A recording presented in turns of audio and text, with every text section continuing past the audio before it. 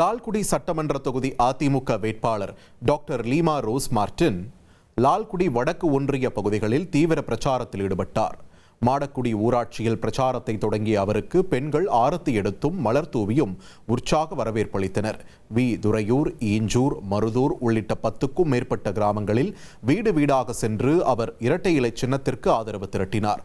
அப்போது பேசிய அவர், லால்குடி பகுதியில் தொழிற்சாலைகள் அமைத்து இளைஞர்களுக்கு வேலைவாய்ப்பு உருவாக்கப்படும் என்றும் 10 மற்றும் 12ஆம் வகுப்பு முடித்த பெண்களுக்கு தையல் இயந்திரங்கள் வழங்கி இலவச பயிற்சி அளிக்கப்படும் என்றும் உறுதியளித்தார். நீங்க நிறைய கோரிக்கை என்ன வச்சிருக்கீங்கன்னா, கண்டிப்பா சாலை வசதியும் தண்ணீரும் கேட்டிருக்கிறீங்க, அதே மாதிரி பாத்ரூம் வசதி கேட்டிருக்கிறீங்க.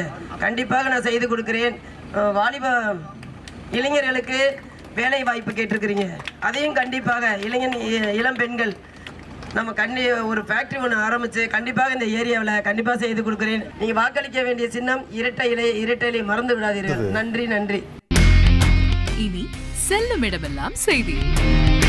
தந்தி டிவியின் வாட்ஸ்அப் சேனலை ஃபாலோ பண்ணினா செல்லருக்கும் இடமெல்லாம் செய்தி. இதோ QR கோட் இப்பவே ஸ்கேன் பண்ணுங்க, ஃபாலோ பண்ணுங்க.